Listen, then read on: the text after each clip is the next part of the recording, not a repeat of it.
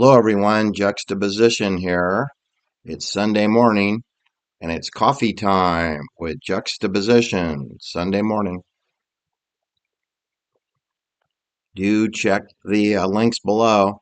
Send in your money, at least $150 or more, to receive one of these handsome coffee mugs of the Juxtaposition One channel.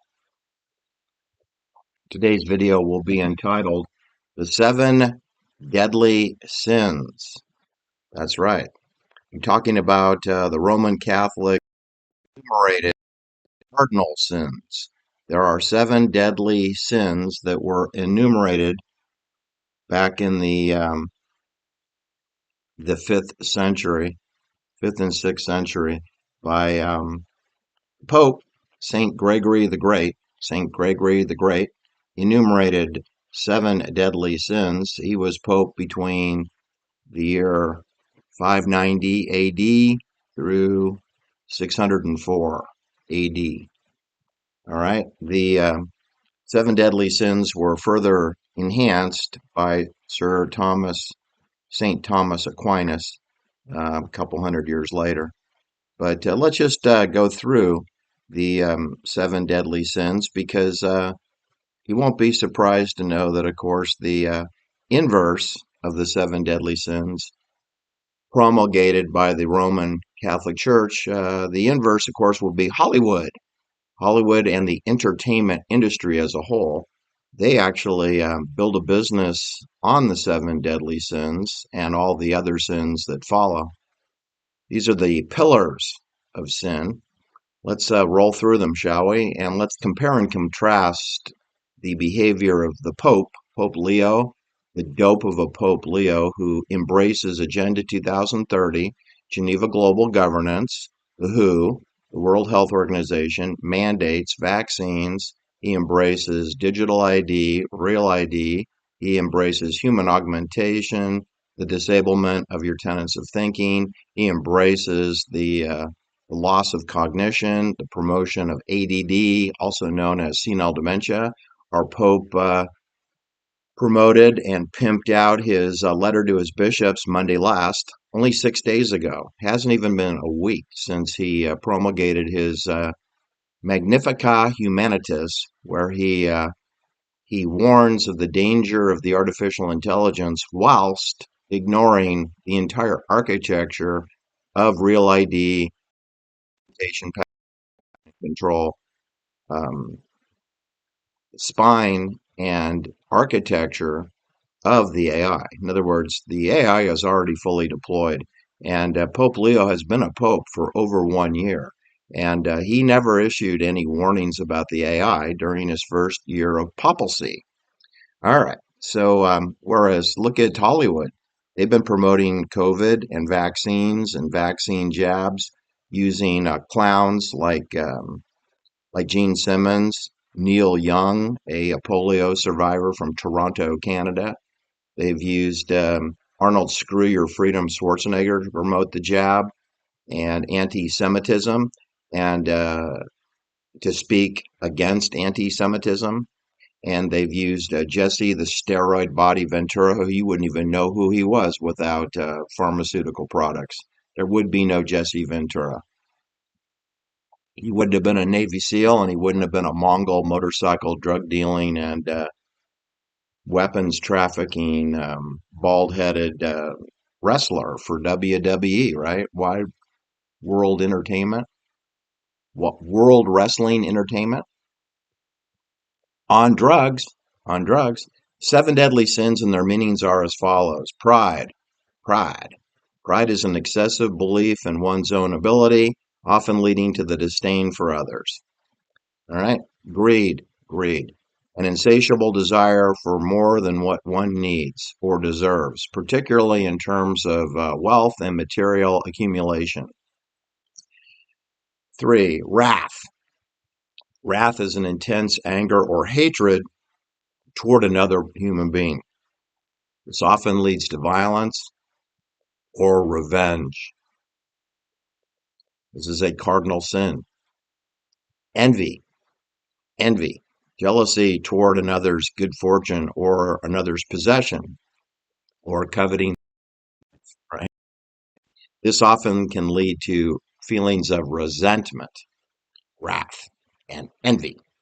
All right, the next deadly sin after envy is lust, which is an intense longing or desire, particularly for sexual pleasure. Of course, you can't continue the human race without a little lust, right?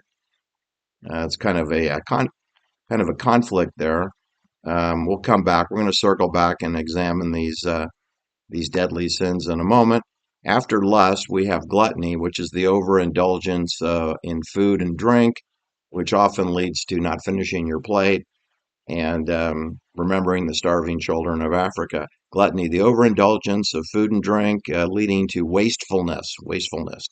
And the seventh deadly sin is sloth, laziness, or the failure to act and utilize one's ability and talents to their full extent.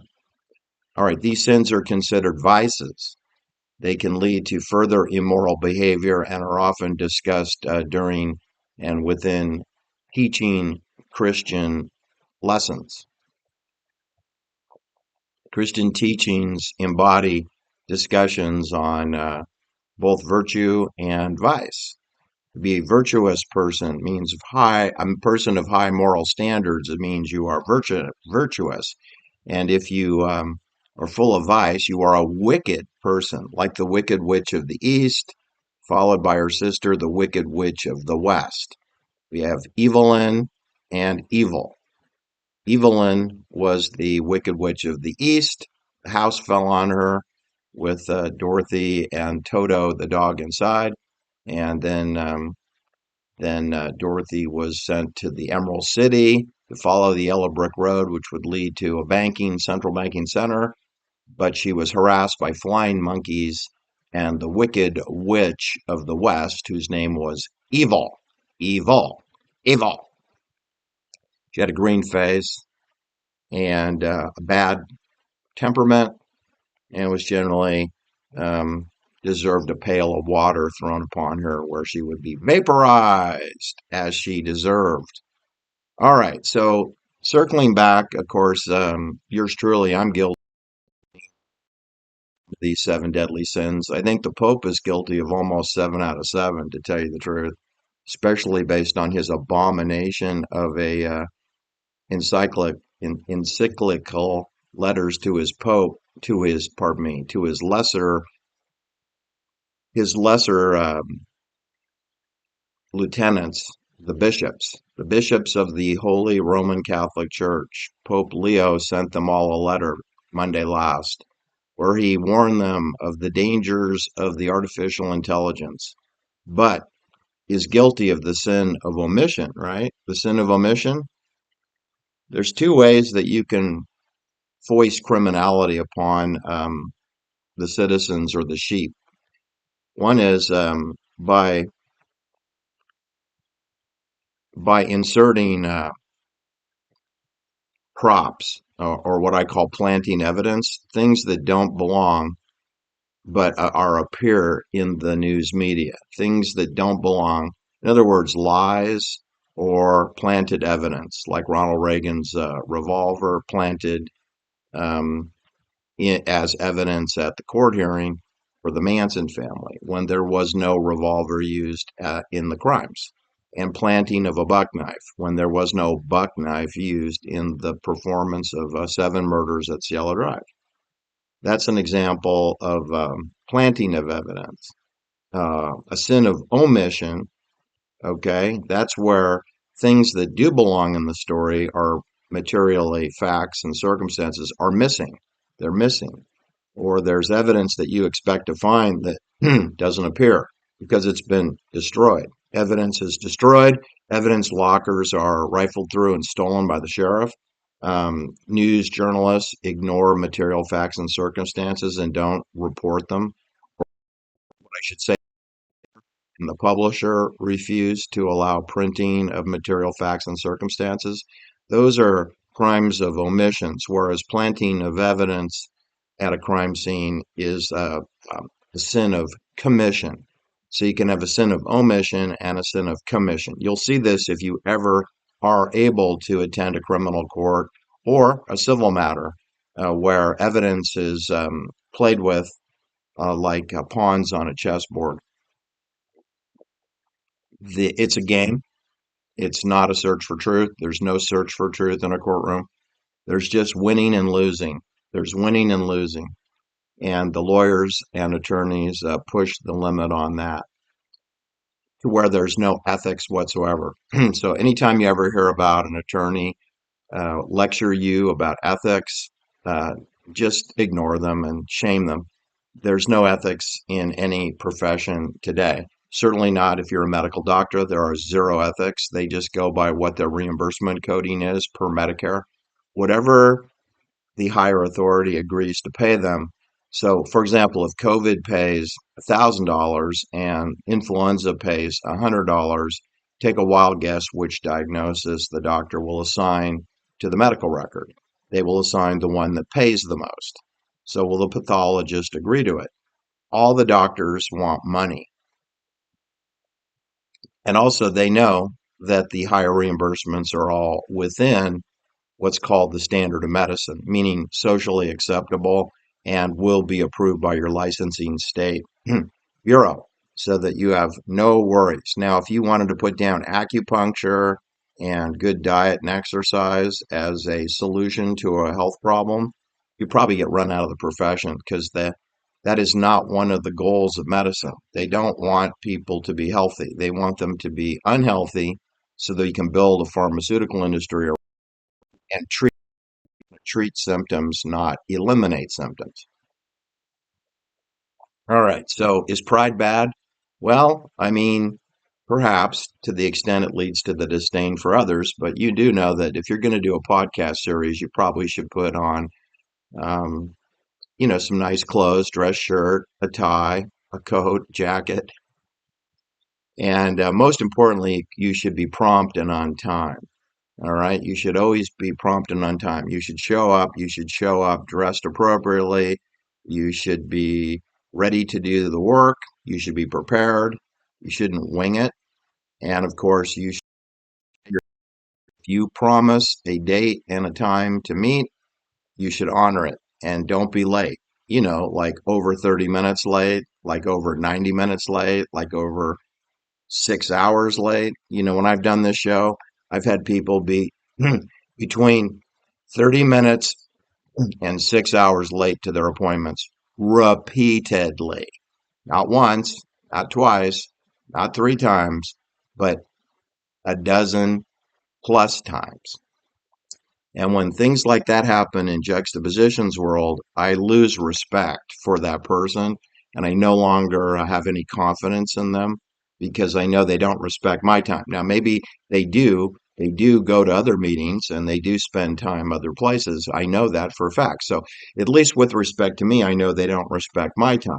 So that generates some wrath. Initially, I'm disappointed and I'm emotionally unhappy. Okay, but then after repeated cancellations to my show or lack of preparativeness, which annoys me just as much as tardiness does. Those are my two zero tolerance. I no longer tolerate tardiness or lack of preparation. I can't stand that. And after giving people half a dozen to a dozen chances to correct their weaknesses and they don't, then my disappointment and happiness morphs into anger, and I'm guilty of wrath, the cardinal sin of wrath, of envy, this sin known as envy. And the deal with envy is this is jealousy toward another person's good fortune or their possessions, and it can lead to resentment. I don't have a lot of envy, believe it or not. I do have a lot of pride. I do. So I'm guilty of pride. Greed.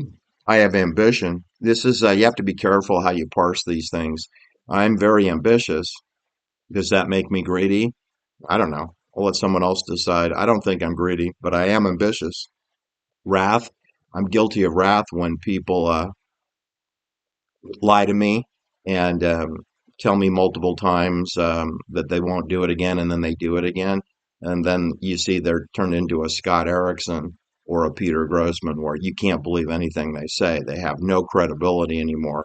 And I have a lot of contempt for that. But according to the Catholic Church, I am guilty of wrath. Envy, jealousy toward others. I don't feel I have an envy problem. Lust, an intense desire to um, to pursue and to pursue all human feelings, like for sex, etc. Well, I'm guilty of that, but I'm also a passionate person. So you can't really build a business like I have. You can't race motorcycles like I have. You can't race bicycles like I have. You cannot pursue relationships like I have unless you have a lot of passion or lust. So I'm undoubtedly guilty of some lust. Guilty as charged. All right, gluttony, overindulgence in food and drink, leading to wastefulness. Well, I certainly love food and drink, just like Scott Erickson does, but I don't sit at a bar for 3.5 hours by myself alone drinking beer with the bartender for company. I don't have an alcoholism problem. I only drink a wine or a beer with a meal. Otherwise, I don't drink alcohol at all. Drinking when I get out of bed. And typically, I would be doing it for dinner only. It's seldom that I would have a beer or a glass of wine with lunch. That's actually unusual for me. I have done it, but it's extremely unusual. So, gluttony, I tend to eat most of the food on my plate. I tend to not um, overserve myself. I am guilty of it, however, in Italy. I overindulged for several days until I learned how to pace myself because the volume of food in Italy was so much greater than what I was used to. It's easily 10 times more than what I'm used to. So I needed to make adjustments. Sloth, laziness, or the failure to act to utilize one's own abilities and talents. Okay, well, I don't think I'm guilty of sloth because I am ambitious and I don't like to be mediocre. All right.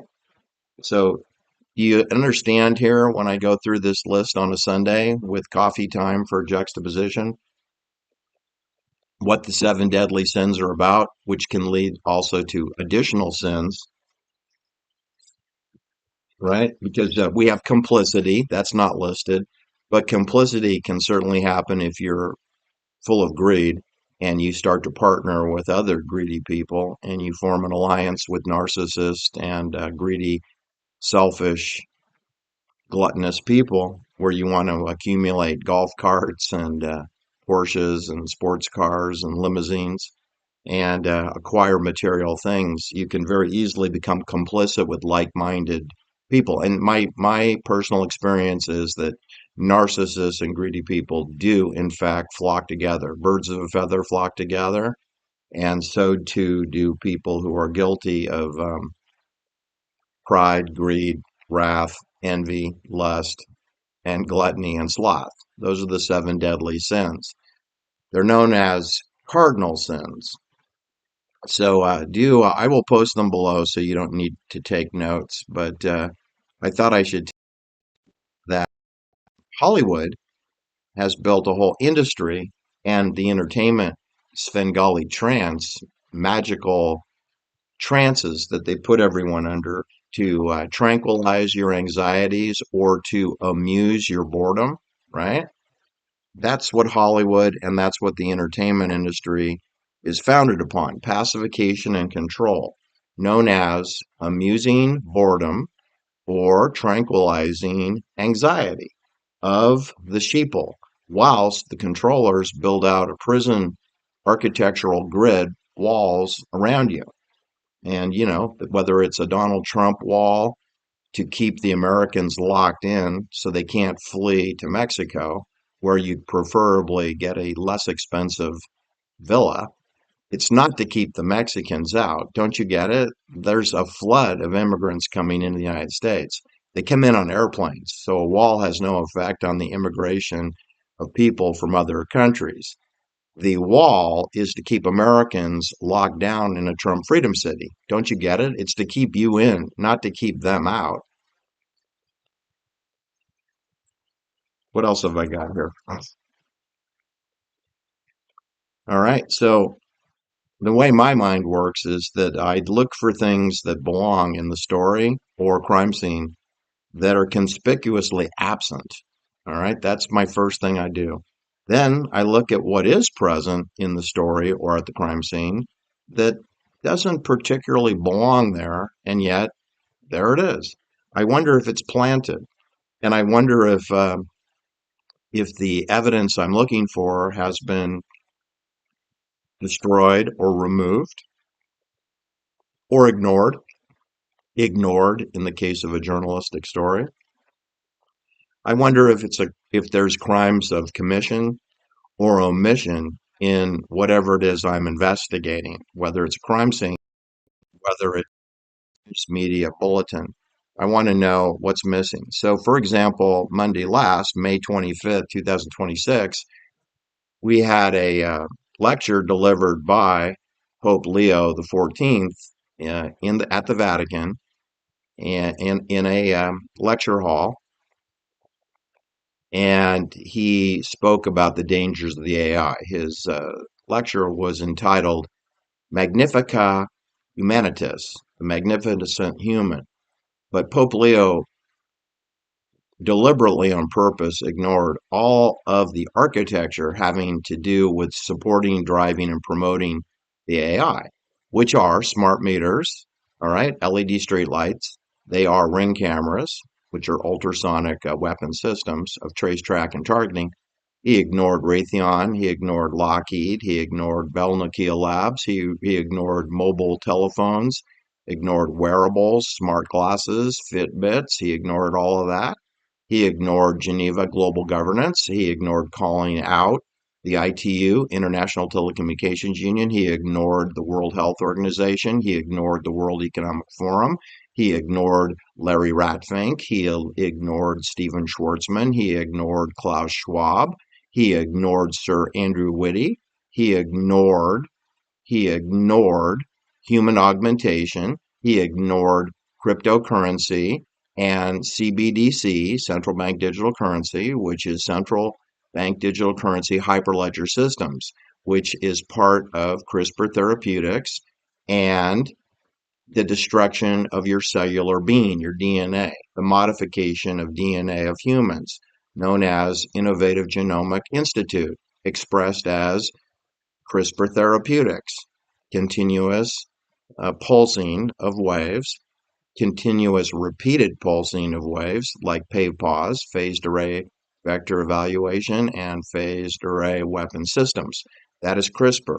That is molecular engineering of humans.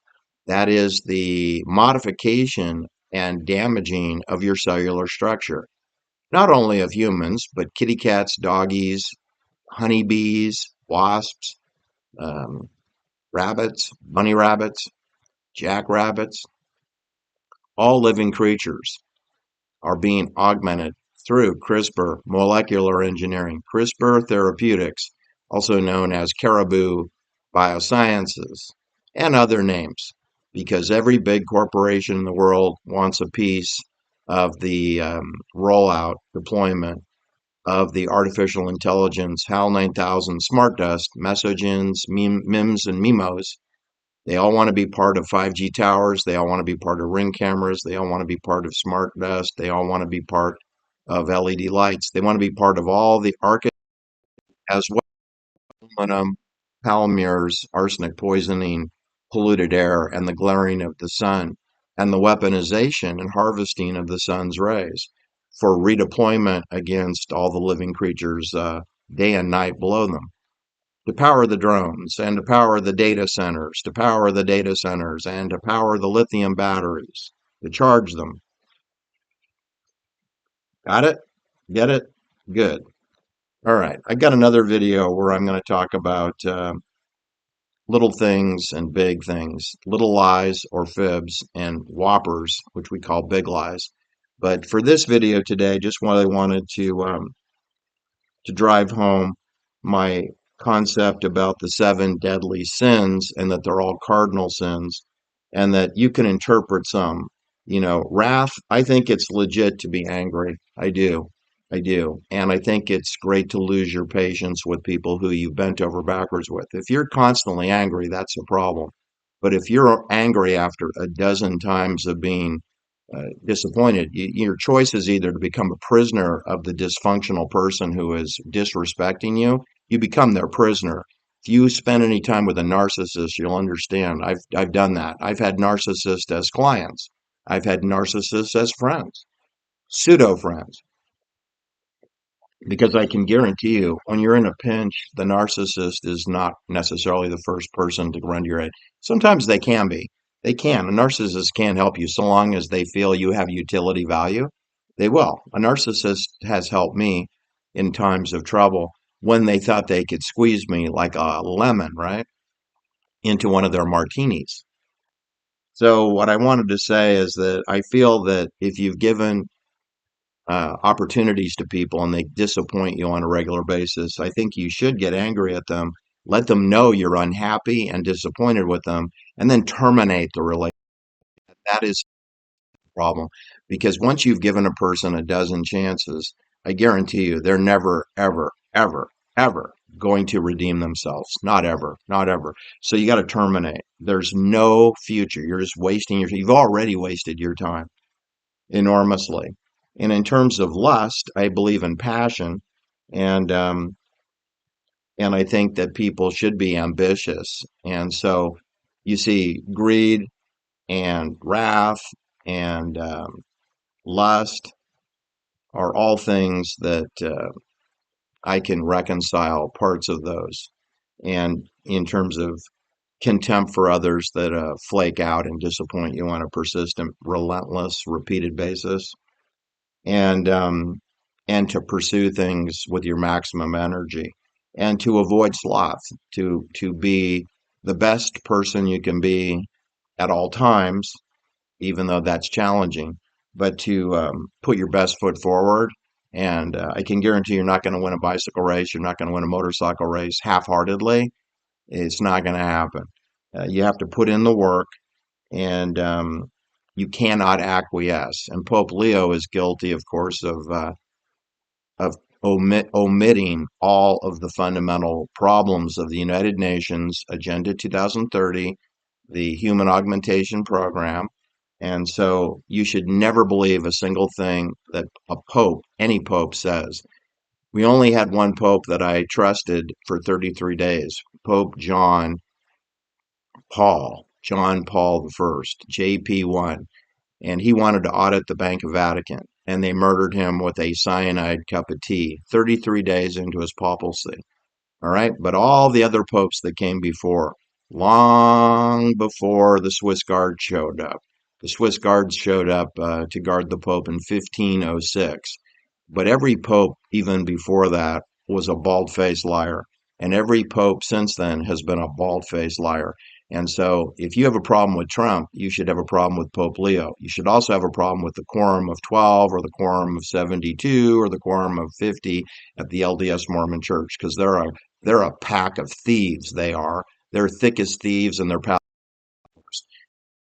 Church of Scientology, as are the Buddhists and Buddhism and people who they are caught up in a psychops known as pacification and control, and they are guilty of the seven deadly sins.